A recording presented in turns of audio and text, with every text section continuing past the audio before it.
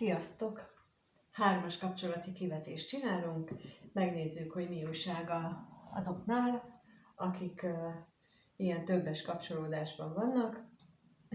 Ahogy én szoktam, van az a páros, akik együtt élnek, van az a páros, akik külön élnek, de energetikailag még kapcsolódnak, vagy már kapcsolódnak, és a két párosnál a középső személy az ugyanaz, és ezért van három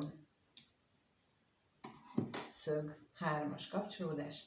Úgyhogy ilyen nézőpontból nézzük meg, és akkor kezdjünk is hozzá, lássuk, hogy az, akik együtt élnek, az ő kapcsolatukról mit lehet tudni, hogyan élik meg a felek a kapcsolatot, és kettőt kérek mindkét fél részéről, hogy hogyan éli meg a kapcsolatot, hogyan viszonyul ő a kapcsolathoz, úgyhogy először az együtt élő társ részéről kérek kettőt, hogy hogyan éli meg ő a kapcsolatát a középső személlyel. És a középső személy hogyan éli meg a kapcsolatát a társal.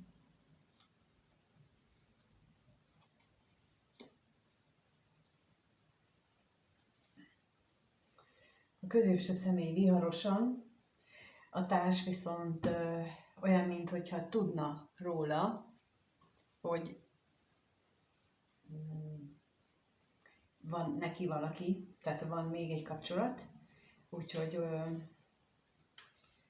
így vannak, és akkor megnézzük, hogy mit tudhatunk meg bővebbet erről. A látogatásra kérek.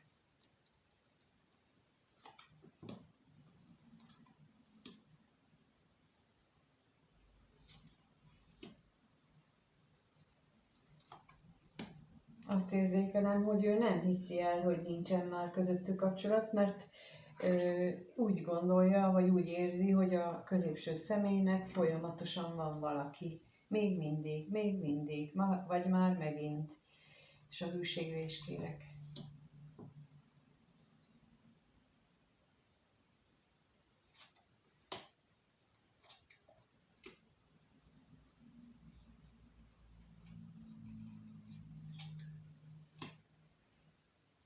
Viszont úgy látom, hogy a pénz nagyul, és egyrészt a pénz, másrészt a közös múlt, az nagy értéket jelent ennek a társnak. Tehát függetlenül attól, hogy ő hogyan éli meg ezt a kettejük kapcsolatát, ő ezt a büszkeségét fölülírja, az, hogy ő neki ez egy értékes kapcsolat, és a megszokása, a komfortzónája, hogy másképp is nevezhetjük, ez itt tartja, és tulajdonképpen így elfogadja, hogy így működik.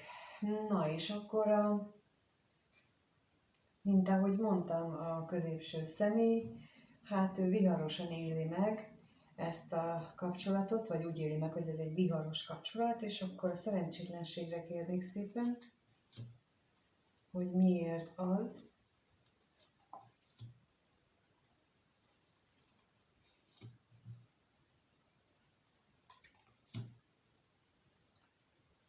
És az özvegy férfira is.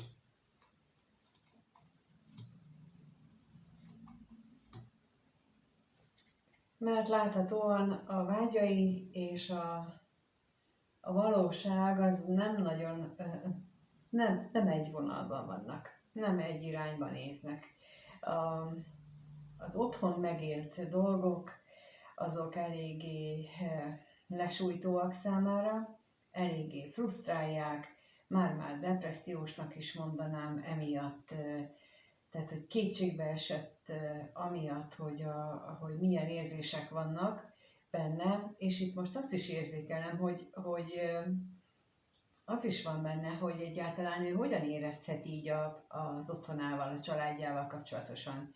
Tehát nem csak az, hogy ő neki máshol vannak, vagy máshol van ő érzelmileg mondjuk, vagyis hogy más személyt szeretne érzelmileg szeretni, hanem azt is, hogy ő hogy gondolkodhat így. Tehát ez ilyen lelkiismereti dolognak érzékelem, hogy lehet az, hogy ő így látja ezeket az embereket, vagy ezt a társát, akivel időtlen idők óta együtt van, tehát ki tudja, hogy kinél mennyi, a lényeg az, hogy már egy ideje együtt van, ugyanakkor pedig, amikor magába néz, akkor pedig a lelke mélyen érzékeli azt a benne lévő mérhetetlen vágyat, ami hát más irányt mutat. Tehát nem a társa felé irányul, hanem valahova máshova. Hát megkérdezzük, hogy esetleg, hogy hova irányul, megnézzük, hogy a harmadik félre irányul-e, vagy hova.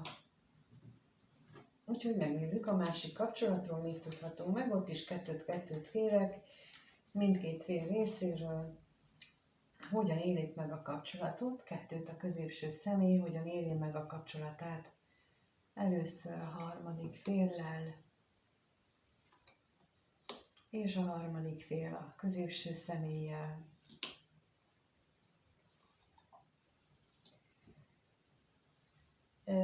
Láthatóan nem nagyon vannak együtt, és ez a középső személynek nagyon rosszul esik, és ott az előbb a társnál kijött az, hogy azt éreztem, hogy hiába mondja neki a középső személy, hogy nincsen együtt, már lezárta, már nincsenek, a társ mégis úgy gondolja, hogy de.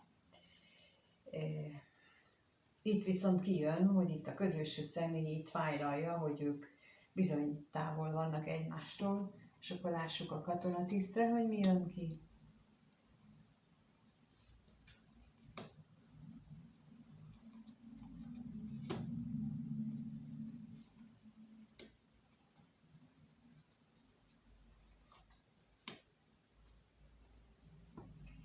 És a veszteségre is kérek.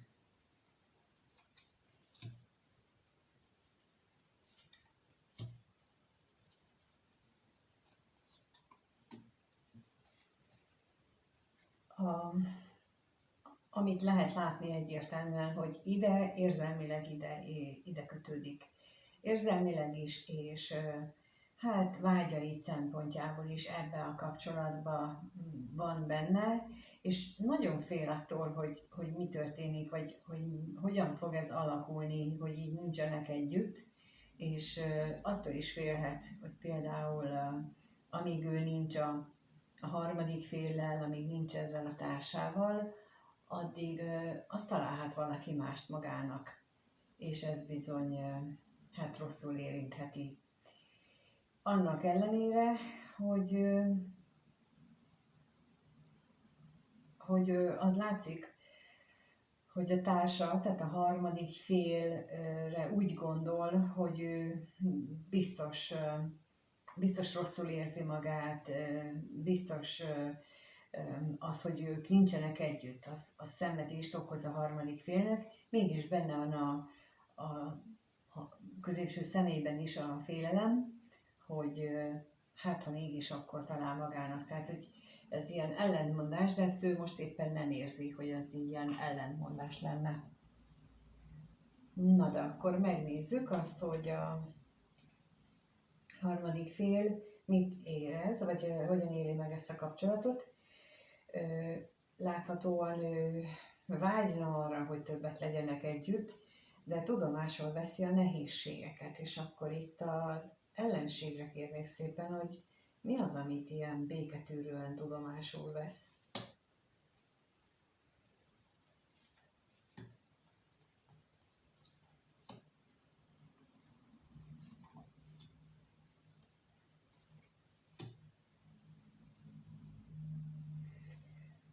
Hát igen, és akkor a vágyra is kérek.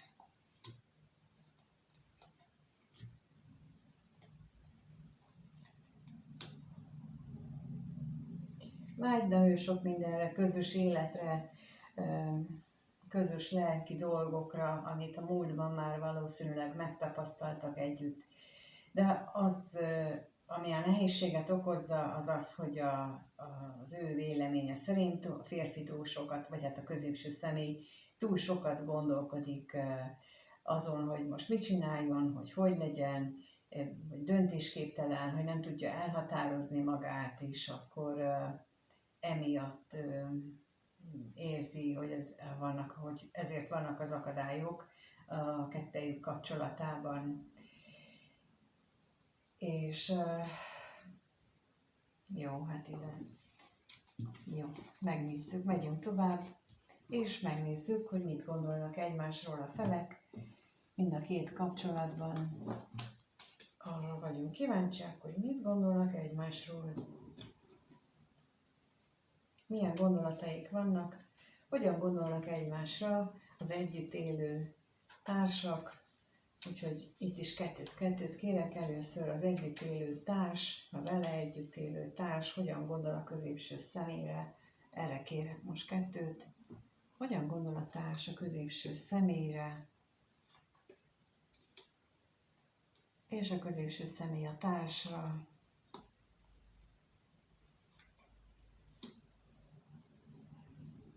Hát ebből a szempontból úgy látom, hogy összhang van. Az egyik úgy gondolja, vagyis arra vágyik, hogy végre ők megint párként éljenek együtt. A középső személy pedig arra vágyik, hogy normálisan kommunikáljon vele a társa. Azért mondom, hogy ez itt körülbelül összhangban a két fél között. És akkor a házasságra kérek.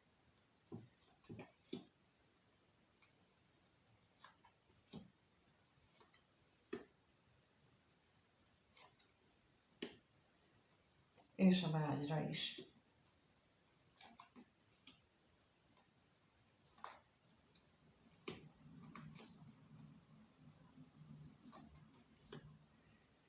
Itt megint kijön, hogy a társ úgy gondolja, hogy hazudik neki a középső személy azzal kapcsolatosan, hogy ő hogyan éli meg ezt a hármas kapcsolatot, és valószínűleg emiatt azért sok veszekedés is van közöttük. Hát nem véletlen, hogy ide kijött az, hogy a középső személynél, hogy jó lenne, ha tudnának normálisan kommunikálni. Biztos, hogy ez a kettő összefügg, mert itt is erről van szó, hogy hát sok érzelemmel töltött vita van itt benne az egészben, és rengeteg ilyen oldást csinálunk,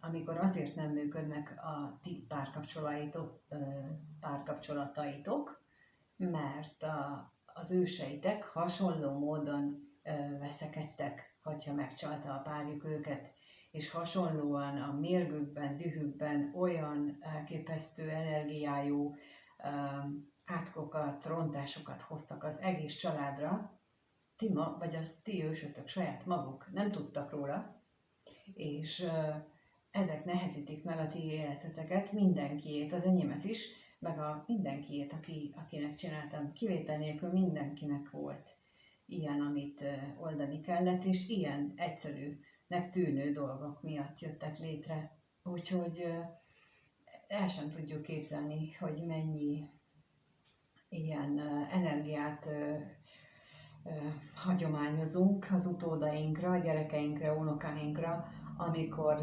dühből, haragból, és nem átok szándékkal, de olyan erővel, félelemből, gyászból, olyan erővel hozunk létre energiát, ami aztán továbbadódik, és itt azt érzékelem, hogy itt valami nagyon erős, lehet, hogy ő maga is egy nagyon erőteljes személyiség, akinek itt érzékelem az energiáját, és ő így éli meg ezt az egészet.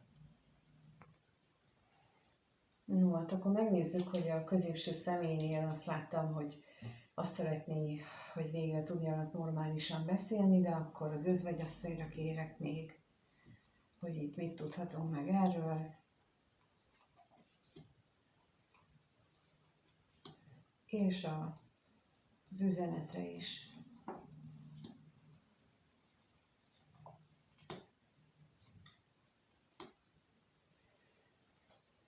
Mert itt, hogy igen, ezt mutatja, hogy otthon állandó attól tart, hogy mikor robban ki a veszekedés, és meddig fokozódik ez, hogyha mondjuk valamilyen vállásra vagy döntésre kerül a sor, akkor abból neki milyen anyagi kára és vesztesége lenne. Tehát, hogy itt azért ő ezt nagyon mérlegeli ezt is, hogy ő azért is szeretné ezt helyrehozni, a kettejük kapcsolatát, hogy ha itt vállás, hogy ne kerüljön vállásra sor, mert hogy abból ő neki vesztesége származna. És itt nála jelent meg itt először ez, hogy így az anyagiakat is figyelembe veszi. Itt ennél az oszlopnál talán bele lehet magyarázni azt is, hogy ott van a félelem, de ott ő nem foglalkozik ezzel, ő sokkal inkább a büszkesége az, amit itt érzek, hogy sérül, és emiatt dühös.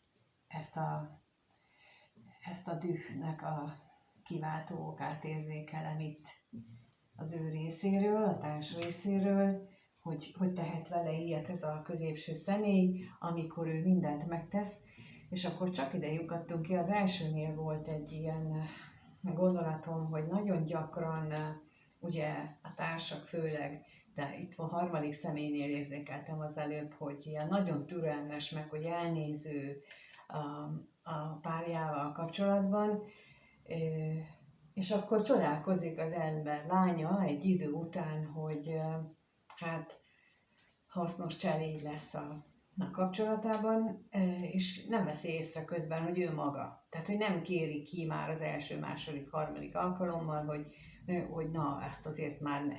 Tehát én elhiszem, hogy te fáradt vagy, de akkor is nem erről volt szó. És ilyen beletörődésképpen, vagy a békesség, a látszat békesség kedvéért nagyon sokszor azért kezdenek így a nők többségében, de vannak férfiak is, olyannal is találkoztam már, tehát nem csak nőknél van, hanem a férfiaknál is, hogy beletörődnek abba, hogy ne legyen vita, és aztán utána, amikor elfajulnak a dolgok, akkor meg csak a másikat szidja, pedig hát azért mind a kettő ott volt, tehát hogy ki kell, tehát idejében kell jelezni mindkét félnek azt, hogy ez így nem jó. Tehát itt valahol elcsúsztunk megelőzésképpen, de például, hogyha itt helyrehozó beszélgetés lenne, amit a középső személy szeretne, akkor ez nagyon fontos lenne, hogy ezt így őszintén megbeszélni. Nem tudom, hogy itt lehet-e még, de ha lehet, akkor célszerű ezt figyelembe venni, hogy mi volt az, mit érez az egyik, hogyan éli meg, a másik miért úgy csinálta, miért nem úgy. Tehát nem egymásnak szemrehányást, hanem csak, hogy ő mit élt meg, erről megbeszélni. Na, és akkor megnézzük, hogy hogyan gondol egymásra a középső személy és a harmadik fél.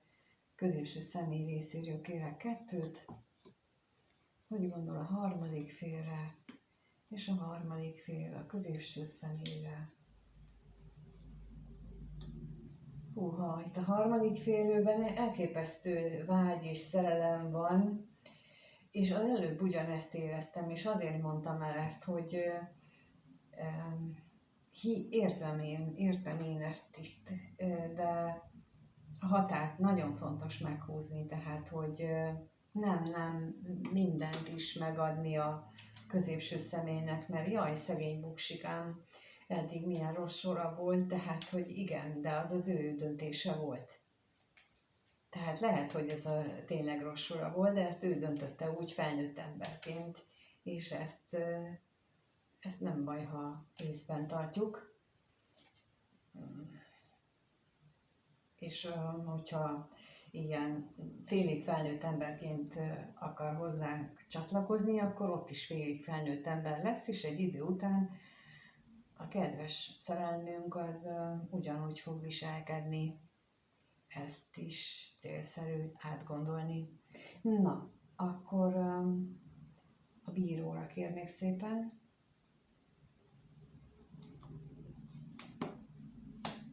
akar jönni nagyon. Jó, hát akkor legyen.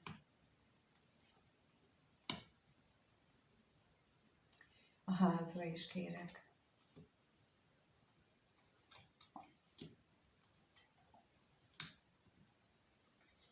Hát úgy látom, kevés esély a megújulásra, kevés az esély, bármennyire is úgy érzi a középső személy, hogy ez egy nagyon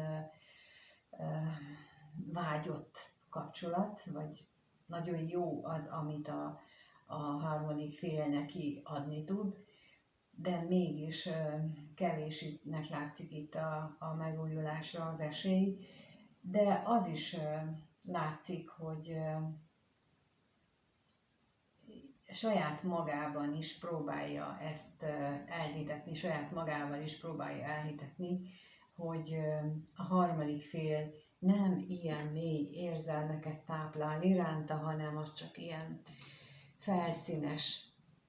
Mert például, hogyha azt tapasztalja, hogy ő neki folyamatosan a kedvét keresik, akkor azt érzi, hogy ez a másik személy, ez teper. Biztos valamiért teper. Nem azért, nem az neki a reflex, hogy ennyire szeret és ki akarja mutatni a szeretetét, hanem mivel ő lehetséges, hogy nem élte meg, vagy nem ismeri ezt a fajta tiszta szeretetet, csak a másik fajtát, hogy akkor szeretnek valakit, hogyha kiérdemli, tehát csinálnak érte valamit, tehát hogyha én a másikhoz jól vagyok, jól viselkedek, mindent megadok neki, akkor azt azért csinálom, hogy ő szeressen engem.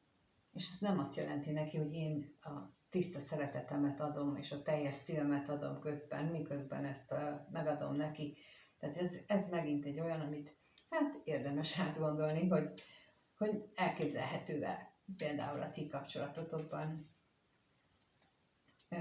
Ezek olyan, hogy helyén kezeljük a dolgokat, és a nagy meglepetések elkerüljenek bennünket, és megnézzük, akkor a harmadik félnél még mi mindent tudhatunk meg a vágyról, hogy mire vágyna itt, hát elköteleződésre, azt már biztos,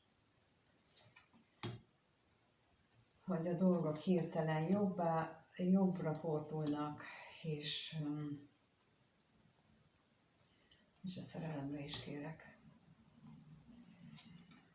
És hogy ez a nehéz szerelem, ez a szomorúsággal teli szerelem végül is mégiscsak egy párkapcsolatba torkollik, mégiscsak afelé tart, mert majd hirtelen, váratlanul a középső személy meggondolja magát, és akkor itt választja ezt a harmadik felet, és akkor ehhez az előbbi elmondottakhoz most nem is tennék mást hozzá, csak ilyen átgondolásra cél, esetleg, amit elmondtam.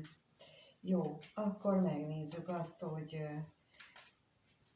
hogyan éreznek egymás iránt, milyen érzések vannak az együtt élő felekben, tehát az együtt élő társ mit érez a középső személy iránt, 2 kérek erre, mit érez a középső személy iránt az együtt élő társ, és a középső személy a társ iránt.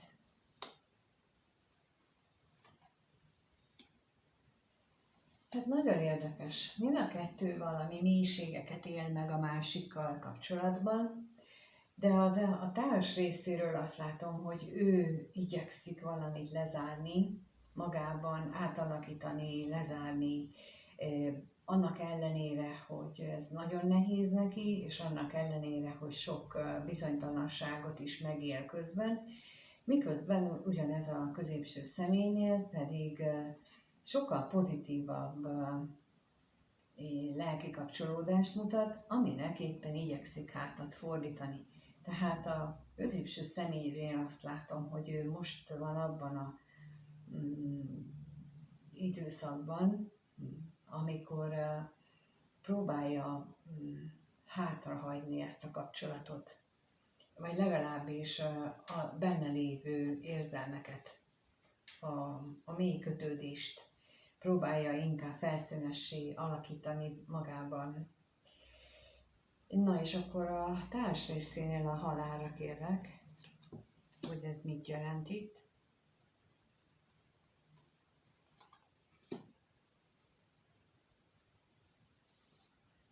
Lehet, hogy ez így jobb lesz. A halálra kérek még.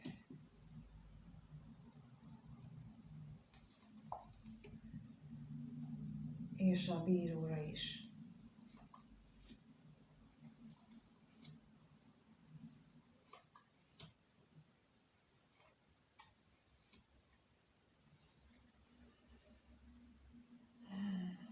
Nagyon sokat gondolkodik a társ ezen, hogy lehet-e megújítani, fél attól, hogyha megújítanák ezt a kapcsolatot, akkor az valóban meghozná újra a hűséget a középső félben, tehát ő benne rengeteg kétség van, és rengeteg bizonytalanság, fél az újabb hazugságoktól, fél attól, hogy a vágyai becsapják őt, és amit mond a középső személy, az ugyancsak becsapja. Tehát az előbb azt a nagyon erős dühöt és haragot éreztem, itt pedig szinte már a kétségbeesést, hogy nem tudja, hogy mihez, hogy hogyan tovább, nem tudja, hogy mi lenne a jó, nem tudja, hogy melyik felének higgyen, aki azt mondja, hogy elég volt, nem bírom tovább, vagy a másiknak, aki azt mondja, hogy de hát engem nem fog letűrni egy akármilyen kis harmadik fél, tök mindegy, hogy milyen jelzőt akartam volna mondani, szóval, hogy akárki engem nem fog legyűrni, nem fog kiütni a nyerekből, szóval, hogy itt ez a kettő ingadozik benne, és ez egyik másik kerül előtérbe. Úgyhogy ő nagyon ilyen szempontból érzelmileg nagyon nehéz, és tényleg ilyen fájdalmat érzékelek az ő részéről, amit valódi fájdalom. És amit itt az előbb elmondtam így az oldással kapcsolatban, nagyon fontos lenne, hogy ő most, aki ilyet néz, és mondott ilyet, vagy haragjában ilyen nagyon olyanokat mondogatott a társának, akkor az gyorsan szívja vissza, és gyorsan imában kérje vissza, hogy próbálja menteni a menthetőt, mert a gyerekei, meg az unokái, meg az azt követők isszák meg ennek a levét, úgyhogy ha lehet, akkor ne fokozzuk tovább a bajt, mert van épp elég enélkül is, amit ki kellene tisztítani mindenkinél, mert ez rengeteg ugyanilyen energia. Szóval nehogy azt gondoljátok, hogy ez a múlt időkben nem volt, de hogy nem, csak nem ennyire nyíltan csinálták, akkor is volt. Hát folyamatosan, csak mondjuk nem ennyi, de egy-egy családban, minden családban volt, ahogy csináltak már, minden családban volt ilyen megcsalás, legalább egy felmenőknél, tehát, és akkor ebből, ami kijött ilyen energia, szóval ezt helyre lehet hozni még. Na de akkor megnézzük azt, hogy az özvegy férfi, az mit jelent itt, a középső személynél, min agyal, mint gondolkodik.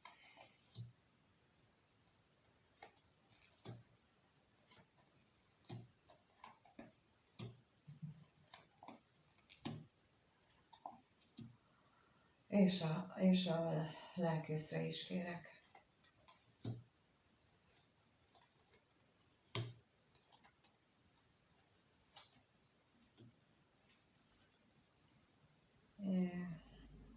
Szeretné ő ezt az érzéseit a vele együtt élő társ felé, szeretné valahogy így megújítani, vagy elmélyíteni,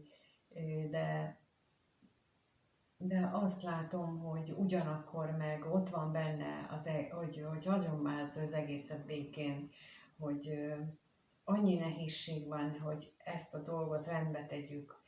Tehát, hogy ilyen ő benne is ez a kettősség van, amit a másiknál érzek, csak a másiknál ott nagyon mély érzések szintjén, és bár a gondolat is ott van, hogy a másiknál, mégis itt érzem inkább azt, hogy elméből gondolja, hogy ő neki már ebből elege van. De lehet, hogy már annyira mélyen elege van érzések szempontjából, hogy ő már ezt elméből végig gondolta. Vagy hát, mint az előbb is látszott, hogy állandóan ezen törög az agya, és ő így érzéseiben már ő nem tud ebbe visszafordulni, mondjuk így. Míg a társ részéről ott van a negatív érzelem, ott van bőséggel azok az érzések, és azt ő nem szereti. Na de akkor megnézzük, hogy a harmadik fél és a középső személy között milyen érzések vannak. Milyen érzések vannak a középső személy, mit érez a harmadik fél iránt, erre vagyunk kíváncsiak. Mit érez? És a harmadik fél a középső személy iránt, bár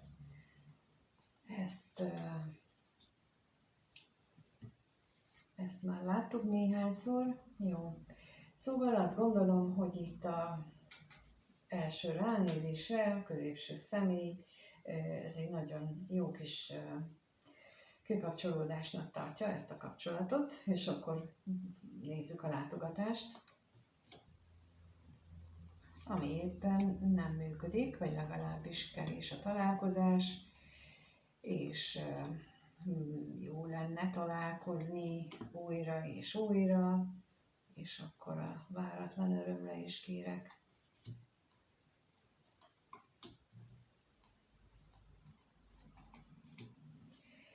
Hát itt az ő részéről nem nagyon jönnek érzelmek. Itt sem.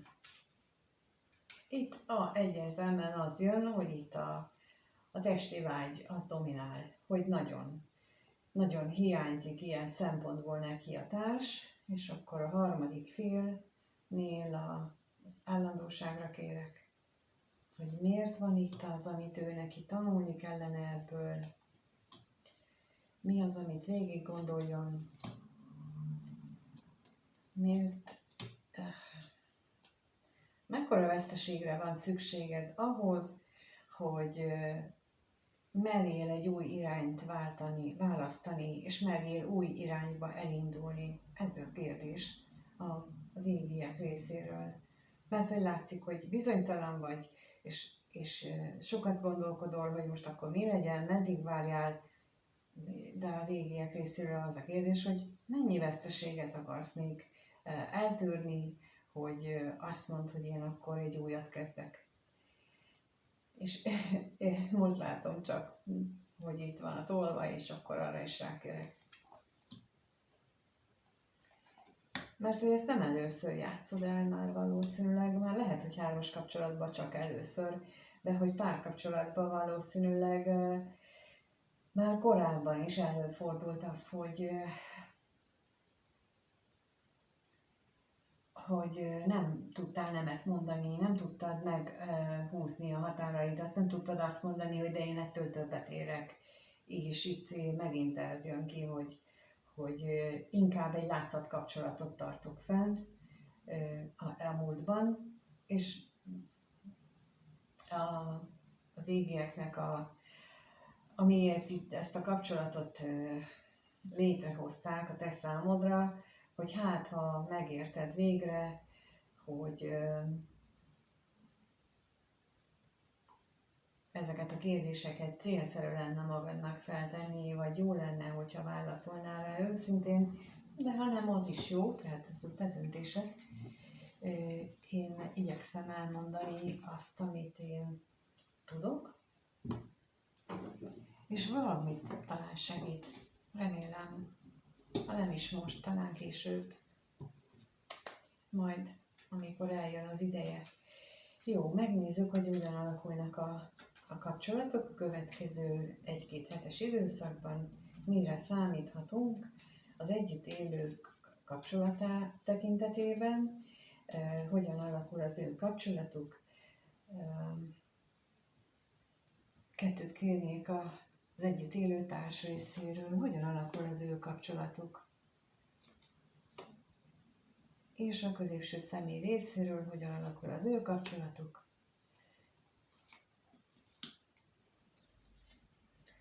Látom, a társ az továbbra is bizonytalan lesz, és akkor kérem a szerencsére.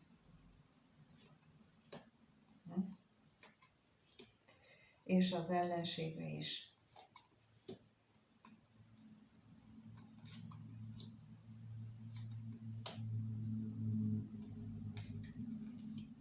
Úgy látom, még továbbra sem tud határozottan dönteni, még továbbra sem tudja azt mondani, hogy én bemerem vállalni, továbbra sem tudja legyőzni a félelmét, a benne lévő félelmet az újtól, attól, hogy ő változtasson, attól, hogy ő kimerjen állni magáért, a kapcsolatért, illetve először magában kell ezt így helyre rakni, és mivel itt van a hazugság, a hamisság lapjával, ezért ez az áltatás is, az önáltatás lapja is, hogy még jó ez így. Tehát itt ez tényleg az önáltatásnak a lapja.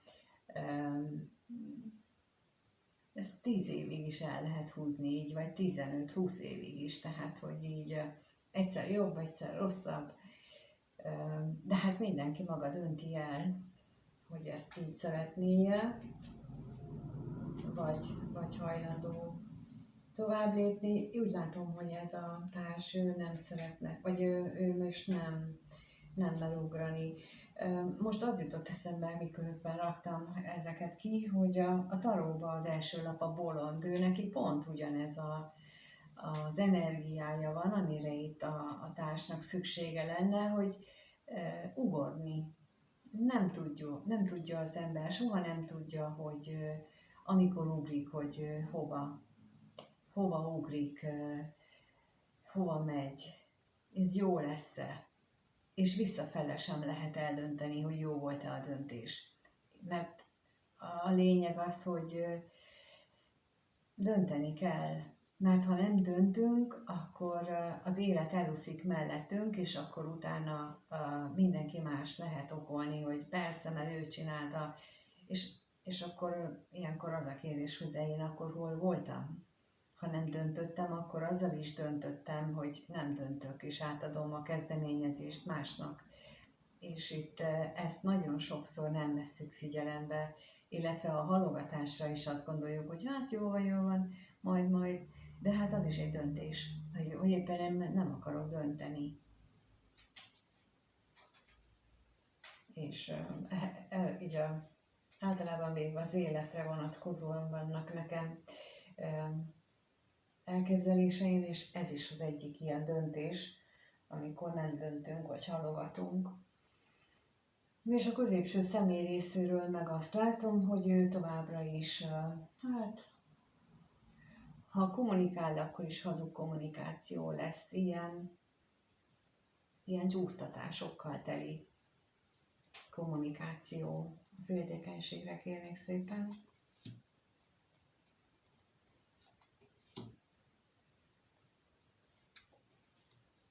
És az üzenetre is kérek. Mert ő szeretné nagyon, hogy itt ez a kapcsolat az valahogy megújuljon ebből a jelenlegi beteges állapotából, hogy valahogy így jobb legyen. De itt jön ez, amit az előbb mondtam, de ahhoz azt gondolja, hogy a másiknak meg kéne változni. De nagyon. És arra vágyik, hogy akkor, ha elkezd játszmázni, akkor majd elkezdenek egymással játszmázni, akkor majd ez meg fog változni, és akkor a másik majd észhez tér. És itt a játszmát érzékelem, amikor van a csendelverés, hogy nem szólunk a másikhoz, meg majd megtudja, hogyha én nem főzök, akkor mi lesz, hogyha én nem csinálok ezt, akkor mi lesz, és egyik a másiknak, ha nem megyek érte, ha nem viszem el, és ez a játszmázás, és ezt érzékelem itt, hogy itt legalábbis a középső személy ezt elkezdi, vagy belemegy, vagy szóval itt nála érzékelem a játszmázást.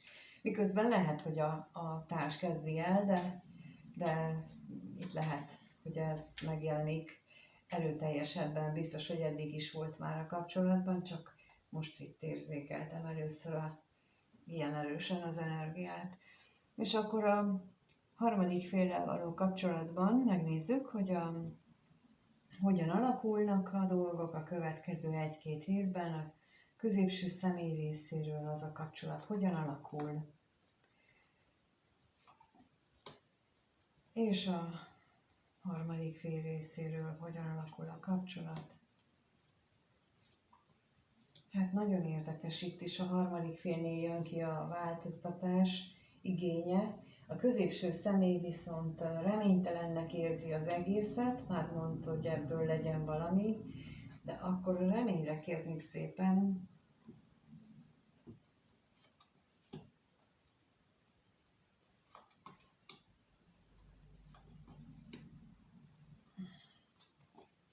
És a betegségre is.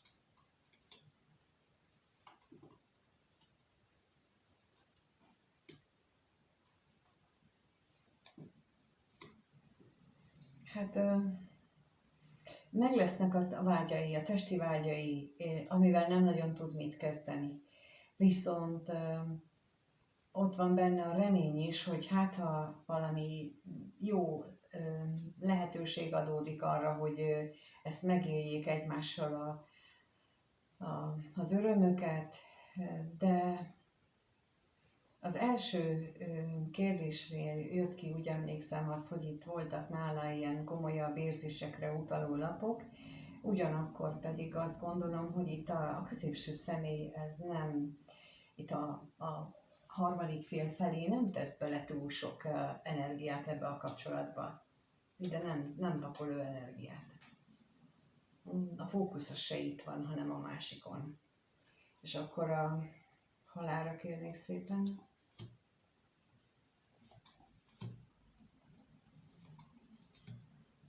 És a veszteségre is kérek.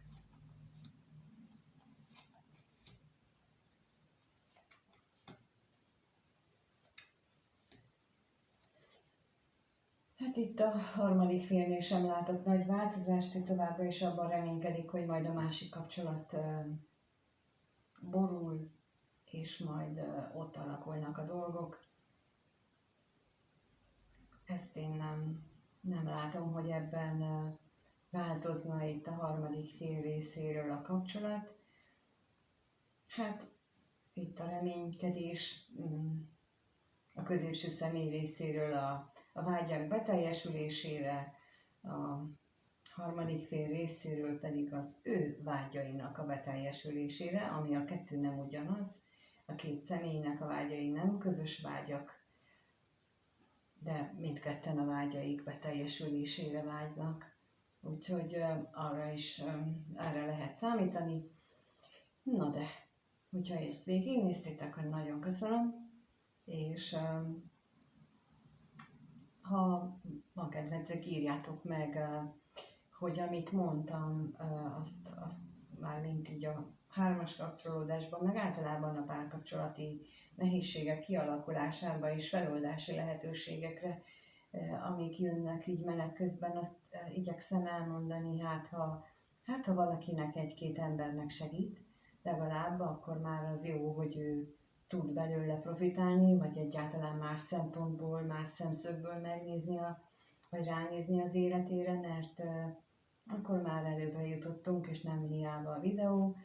És hogyha ilyen véleményetek van, vagy bármilyen, akkor szívesen veszem, hogyha megírjátok a kommentbe, ahogy a lájkot és a feliratkozásokat is, mert rengeteg ember küzd ilyen kapcsolati problémával, és ezekkel hozzá tudtok járulni, hogy egyrészt én minél több videót tudjak csinálni, másrészt minél több emberhez eljusson, és akkor ezzel tudunk segíteni mindannyian, ti is, meg én is, hogy egy más nézőpontot lásson meg bárki.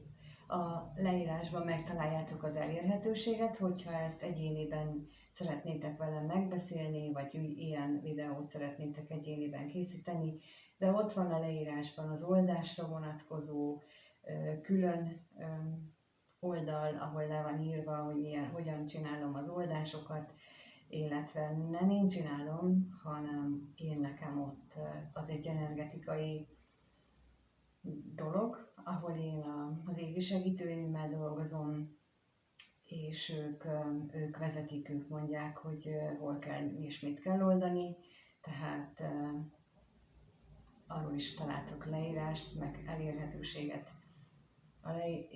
mindent, és hogyha úgy kerestek, azt is meg tudjuk beszélni. Köszönöm, hogy itt vagytok, és mindenkinek minden jót kívánok, sziasztok!